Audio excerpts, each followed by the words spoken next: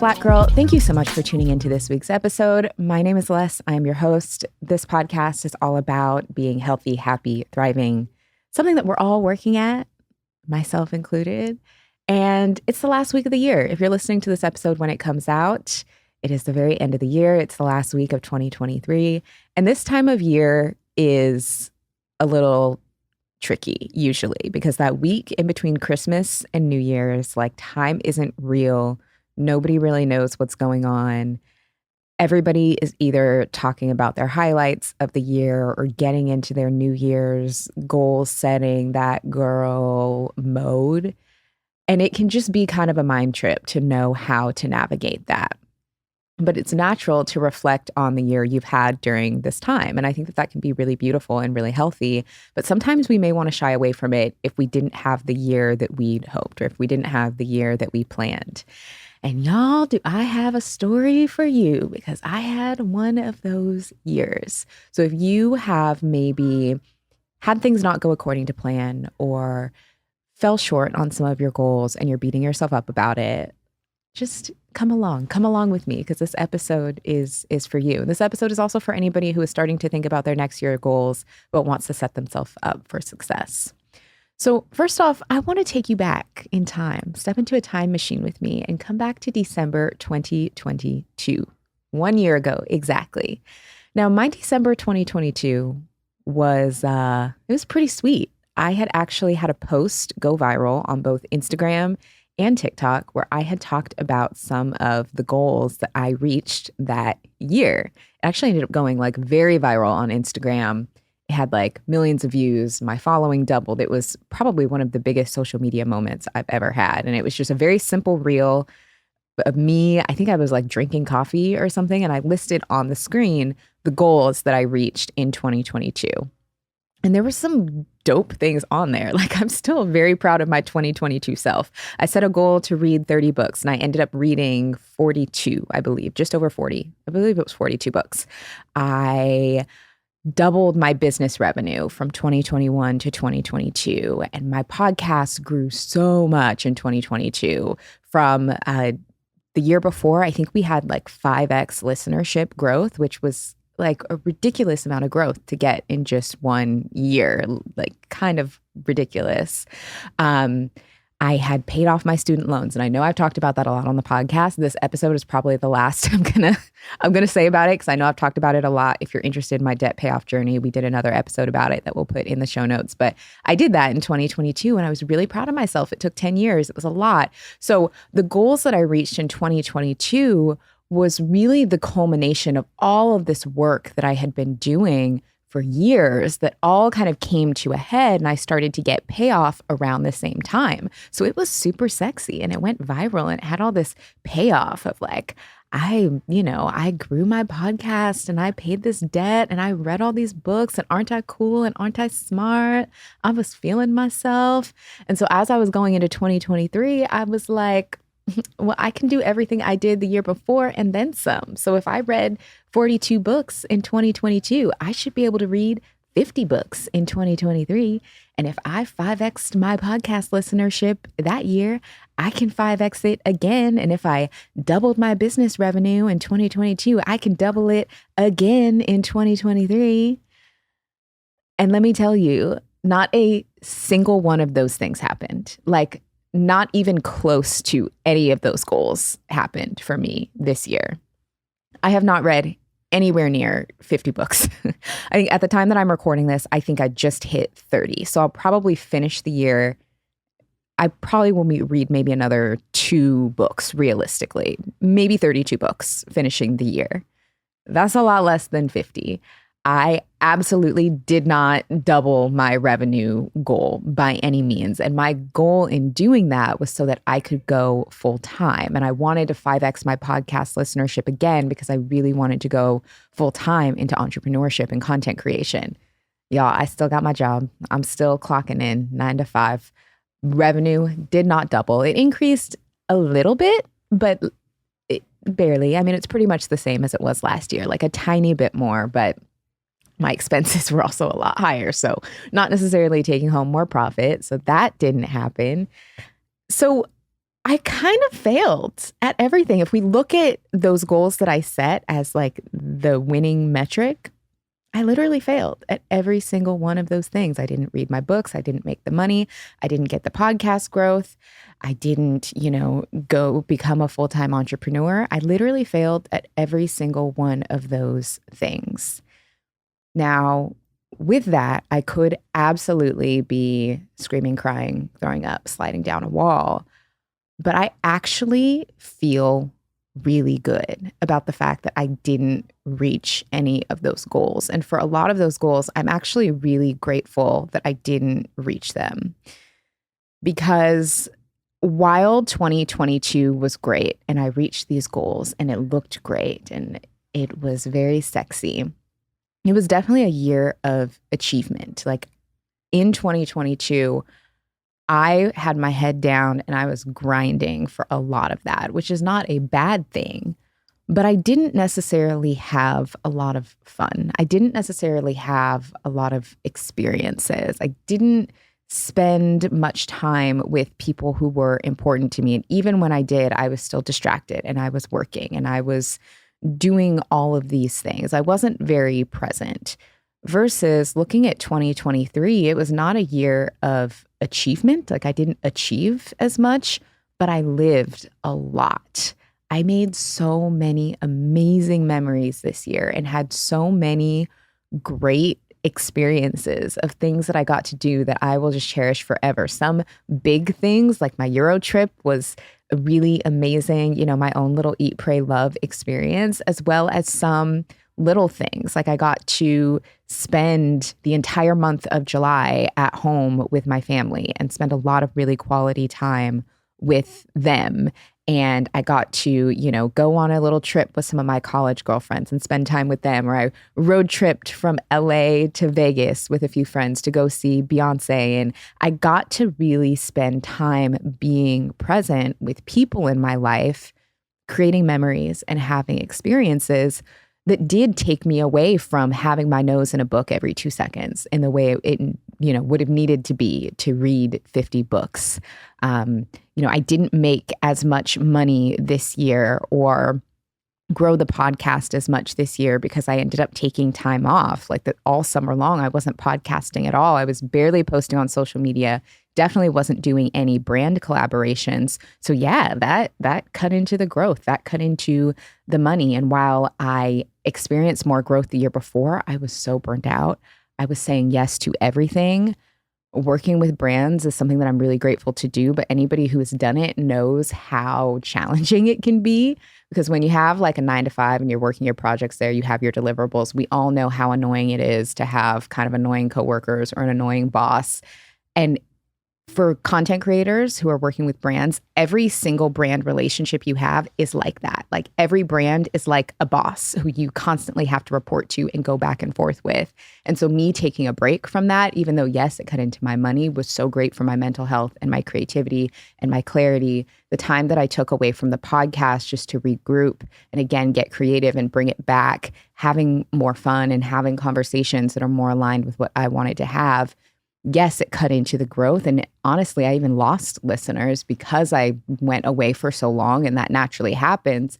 But I'm enjoying it so much more now than I was last year when I was just grinding it out, when I was doing episodes everyone else wanted me to do that weren't necessarily, on my heart to do. It actually feels a lot better to have had a little bit more lived experience and to be able to spend time with my friends and cultivate those relationships and have those experiences and go on those trips. So it was definitely a time more so for living than for achieving. And I don't think that living and achieving are mutually exclusive by any means, because you can absolutely do both. But I do think that we can sometimes have seasons where we're doing a little bit more of one than the other. And I've been really fortunate this year that a lot of my living, a lot of my life being lifing has been fun stuff. It has been travel. It has been concerts. It has been events. It has been exploring new cities and, making new friends. And that's such a huge blessing. And life can also be lifing in other ways too, whether you experience a really big change, like going through a breakup and finding your new normal, or getting married and finding your new normal, or having a child and finding your new normal, or stepping into caregiving and finding your new normal, or if you have a health crisis that you need to tend to, or if you have to tend to your mental health, or any like life situation like that that kind of throws you off a little bit. Those are situations where maybe the focus is a little bit more on living. And I think what happens is we have these experiences that are calling us to like live a little bit more, whether it's good or whether it's bad, but then we still put all this pressure on ourselves to achieve as if life hasn't been lifing. And so I think being able to give yourself grace for those scenarios of either I'm leaning into this hard season that's requiring a little bit more of me, so, the checklist is going to have to go on the back burner, or I'm having a good time and I'm pouring into myself and I'm a little bit busy enjoying myself as opposed to like forcing myself to achieve things.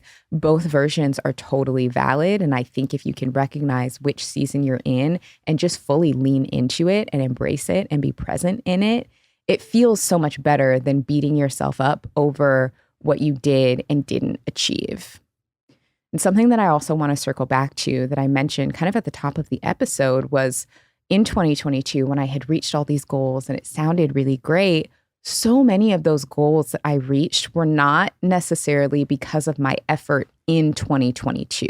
So many of those goals were a culmination of things that I had been working towards, like paying off my student loans. Yes, I finished paying them off in 2022, but that was a decade-long effort. I started paying towards that debt in 2012. It took 10 years to be done with that. So 2022 can't get all the credit for what I'd been doing for a decade.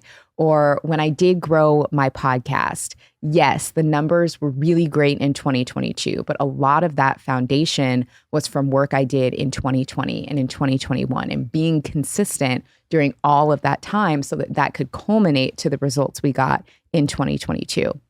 Same with like the business revenue. I doubled it because yes, I said yes to a lot more things and my audience grew and that helped. But I never would have been able to have the opportunities to even say yes to if I hadn't been consistent for several years before that. So I also think sometimes we put a lot of pressure on ourselves to reach these big goals in a very short amount of time when these are really multi-year goals that have different phases and different things that we have to go through or different ways that we have to be consistent for a really long time to reach them.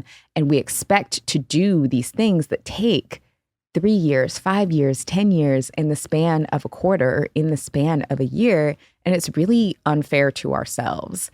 And that was something that I had to learn was like, that work that I did in 2022 was such a culmination that to think that things that took me a decade in the making were just going to double in a year, it was kind of an unfair, goal or assumption to make of myself. And I think that we tend to do that a lot, especially if you're an ambitious person or if you're really plugged into social media and you see people achieving things and talking about these highlights and things. We don't always know what went into it behind the scenes or how long they've been working at it or what they sacrificed to get there. We only see the end result. And so remembering that the iceberg under the surface is so much bigger than what we see above the water for both ourselves and other people is really, really important. Now, the next thing I also want to talk about is understanding why we set the goals that we set and understanding the difference between a vanity goal and a meaningful goal. And I think a lot of why I was able to reach my goals in 2022 and why I didn't reach a lot of them in 2023 was because the goals that I set in 2022 were really meaningful to me in a lot of ways. Like my goal to read 30 books was because at the beginning of 2022, I was just kind of going through a really hard time. And I had read 7 Days in June by Tia Williams because I saw a TikTok video recommending it. And I was like, oh, maybe if I read, get back into reading, because I loved reading as a kid, but not as much as an adult, maybe that'll help me kind of take my mind off of things. I used to love reading so much and I want to get back into hobbies. And so I read that book and I really enjoyed the experience that I had reading that I was like, okay, I'll set a reading goal and hopefully that will help me reestablish the habit of reading. So that was a meaningful goal. It wasn't necessarily about reading 30 books. It was about getting back into a practice that I enjoyed. And I just so happened to have found a bunch of books that I enjoyed, which is why I read so many. But also part of why I read so many was in 2022, I also felt really isolated. And I spent a lot of time at home, alone, phone dry, not doing anything. So it was like the books were kind of all I had. Versus in 2023, my goal to read 50 books was not as meaningful as that goal the year before. It was pure vanity. It was pure oh, that sounds good. That sounds impressive. If I did X number the year before, I should be able to do way more the next year. And people are going to think that I'm so well read and I'm so smart if I read this many books. But it actually wasn't meaningful. I'd already established the habit of reading. What's meaningful for me is sitting down with a book and following a story that I really enjoy. Or if I'm reading, nonfiction or a personal development book, learning something new and taking something valuable from that. That is what brings me joy. The number of books that I read don't bring me joy. So that was an example of a very vain goal. And I really had to check myself with that. The number doesn't matter. It's the habit. It's the why. It's the why you're doing this. So as we go to set goals for the next year, I think it's really important to look at why are you setting the goals that you set? Are you setting them from a place of meaning, or are you setting them from a place of vanity because you want to be able to brag about it on social media at the end of the year, because you think people will be impressed by you if you do a certain thing, or because it sounds good? That may not necessarily be meaningful. I think about this a lot when it comes to professional goals as well, especially for people who are in more of the business entrepreneurship realm. The idea of, doubling or tripling your revenue, or a six-figure this, or bringing in, $10,000 months and scaling. And all of that sounds really sexy. Are we doing it to say we did it, or are we doing it because we know our work is impactful and we enjoy it and it helps people? There's nothing wrong with wanting to grow and wanting to expand. I am an abundant girly, and I'm never going to shame anybody for wanting to make more money in this economy, honey. Listen, we're all trying, and we all, could use a bit more help and support. So that's not a problem, but it's the why. Are you doing it because it sounds good, because it's clickbaity, because you think it will make people respect you? Or are you doing it because you want to have more resources to live a full life, or because you want to bring on more help in your business, or because you want to be able to delegate things to get some more support and spend time with your loved ones? That is the difference between meaning and vanity. I felt the same way about the podcast growth goal, where it was I 5x'd it last year and I can 5x it again this year. Again, that sounds really great, but how meaningful is that? Because when I look at something like a metric, a following, or how many people are listening, that's just kind of a number on the screen, but it doesn't actually make me happy or have any real meaning, because it's not real. But when I get DMs from you guys telling me how much you liked an episode, or what you thought, or how something impacted you, even if it's just one DM, that one DM is so much more real and impactful to me than seeing numbers in the thousands or in the millions on a screen, because that's just not real. So saying 5x my podcast growth, okay, but did you help people? Did you impact people? Are you growing because you want to say these big numbers and that sounds sexy, or do you want to grow because you know that you have a message that can help more people? And I think that especially goes for anybody who's in content creation. It can be a vain goal to want to reach a certain following and have brands send you stuff and have that look sexy. And I get it. As somebody who's been in this world for a decade, I get it. But that can be out of a place of vanity. And it doesn't mean that you shouldn't want to get your message out there, but instead of looking at it as, oh, it'll look so good when I get 10K or 100K or this, see it as, I have a message, and the more people who can hear it, the more people I can help. And that was actually a really big takeaway for me with the episode that we did with Nicole Walters a few months ago, where she was talking about her book. That was something she said was, not necessarily being concerned about the numbers because of how much it sells, but that because she knew the power in her story, and she knew that the more people who heard her story, the more people she could help. And that was such an important mind frame or mindset reframe for me to help me really take a look at these types of goals and metrics differently. So less about the number and how it looks and, what that is like, and more about the quality and the qualitative and the real conversations and connections with people that we're helping. And I think that that could apply to any field, especially for people who are in more of the entrepreneurship field, but any field. Is more always better? Why is the expectation that we always have to do more?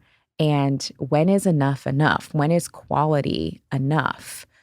At some point, we reach a point of diminishing returns when it comes to our ability to put in an effort towards something, or when it comes to how much we, can produce. And when you reach that point where you realize that getting and achieving more is actually not really doing anything for you, it's just a really sobering moment. And I definitely had that realization this year as I reflected on what it's felt like to kind of not reach the goals that I set out. I also think this can be really prevalent as we approach the new year and as people start to get really focused on wellness again. As somebody who's worked in wellness again for over a decade now, I've seen it time and time again, where at the beginning of the year, everybody has all of this zest and all of this, enthusiasm of, this is the year I'm going to get in shape. This is the year I'm going to run a marathon and do all of these things. But again, is that a goal out of vanity, or is it a goal out of meaning? If you want to have a six pack to, I don't know, post thirst traps, I mean, I'm not knocking it. I'm not judging it. I've posted a thirst trap or two in my day. I'd be lying if I said I didn't. I tried to archive them though. I don't know if they're still up, but I've posted it. Is that a goal out of vanity? Versus if you're like, I want longevity. I want to feel strong. I want to feel energized. I want to take care of myself and be around for a while. That could be a goal for more meaning. And when you start to measure success by that meaningful perspective, that is where you develop the habits that are going to help you stay in it a bit more and help you stay on top of your wellness routines past January. Versus if you're like, I want a six pack, I want it to look like I got a BBL, and by the end of January, you didn't get there, you're like, I'm tired, I quit. That's where so much easier to phone it in when we have those goals out of vanity. But when we have those goals that we set out of meaning, that's when we feel a little bit more invested. That's where our heart is in it a little bit more. That's when our minds are in it a little bit more.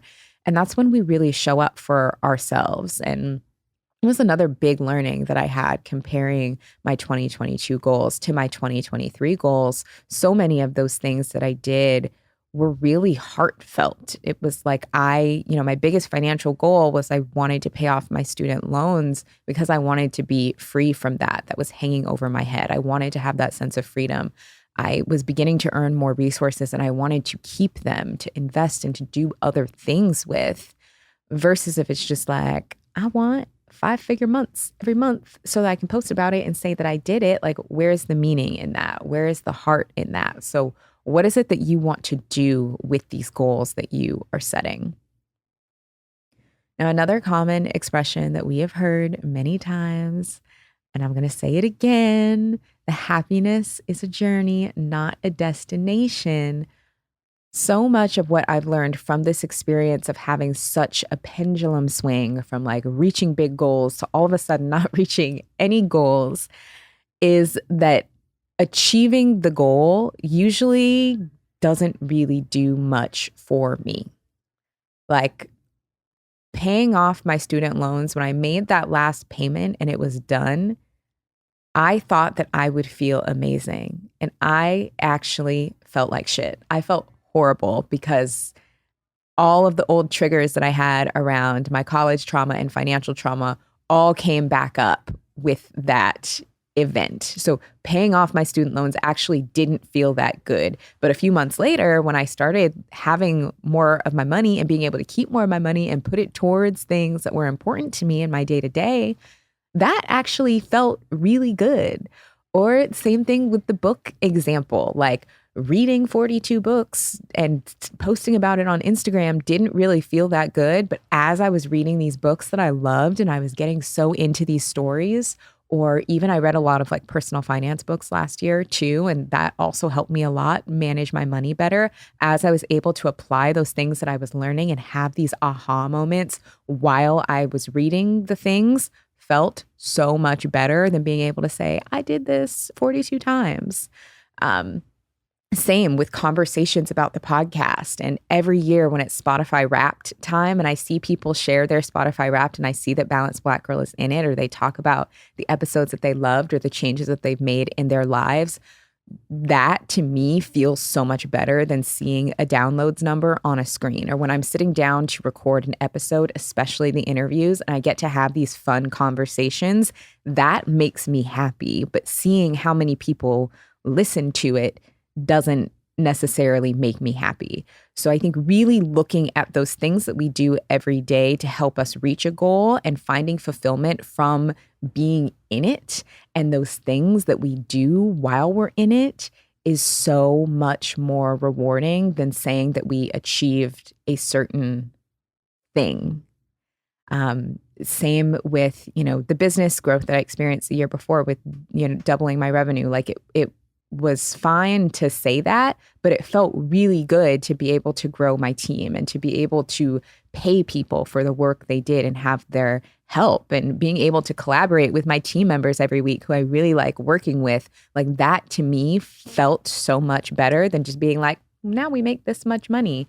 And so I think as we're looking at our goals and we're really taking a critical eye to them and we're setting those goals out of meaning as opposed to vanity, really looking at that journey perspective, that being in it every day that we're doing, how are we finding the joy and the fulfillment from those things? And I think that can absolutely apply to a wellness journey, whether somebody is, on a fitness journey or on a weight loss journey or is really trying to get, their health back on track. Like a certain number that you reach is not what's going to bring you joy, but the endorphins that you might get after a workout will bring you joy, or being able to get stronger and do something that you haven't done before. Like that is what is going to bring you joy. So I think really looking for those opportunities to find that sense of accomplishment in the daily things you do, as opposed to just looking for that culmination at the end of the year, is going to keep you in it, even if you don't reach the goal. Like I keep going back to the reading example because that one is just so tangible and it's an easy example. Like I didn't read anywhere near 50 books this year, but I read some amazing books that I am excited to reference back again and again that have literally changed my life and how I show up every day. And so, yeah, I didn't reach that goal, but from what I did do, I got some amazing nuggets from these life-changing books, which also, by the way, if you want to see the books that I read, go to my Instagram at @BalanceLess. I have book highlights for each year. So all of the books I read in 2022, all of the books that I read in 2023, I save them on my highlight. I link them there. I leave like a little review with my thoughts or a little synopsis so you can see all of that there. I know that people want me to get on Goodreads. I don't know what it is about Goodreads that I just don't want to do, but I use my Instagram highlights as my Goodreads. So if you're curious, make sure you're following me on Instagram at @BalanceLess. Go to my highlights and I have all my books there. So you might be like, okay, Les, now what do I do for my goals? Now, how do I set goals? And in next week's episode, when we come back from the new year, I'm going to go more into that. I'm going to go actually why I'm not setting goals for 2024, what I'm doing a little bit differently, which is just going to be kind of my own personal approach. I'm not saying that goals are bad, but I think if you are looking to set goals right now and you want to set goals out of meaning, for every goal that you set, whether you write that down in your journal or you have it in Notion, next to the goal, put the why. I want to make X amount because, or what is it that reaching that goal is going to do for you, right? Like, I want to get back in shape. Here's the why. I want to, get back out there and dating. Here's the why. I want to start my own podcast. Here's the why. And having the why right next to those goals, I think will help you understand those really meaningful milestones. But I also think it's important to set goals that will be enjoyable for you on the journey. It doesn't mean that you're going to enjoy every single step of the way. When I was paying off my $100,000 of student loans, I did not enjoy making those payments. Like, making those payments was not enjoyable, but I did learn how to enjoy having a better relationship with my money and understanding my spending and understanding my interest rates and learning how to be a student of that was a part of the process that I did enjoy, because once I understood it, I just felt so much more empowered to make different decisions. So if your goal is to get in shape, get excited about learning about fitness. Don't phone it in and just think that it's your trainer's responsibility to know everything. Ask questions.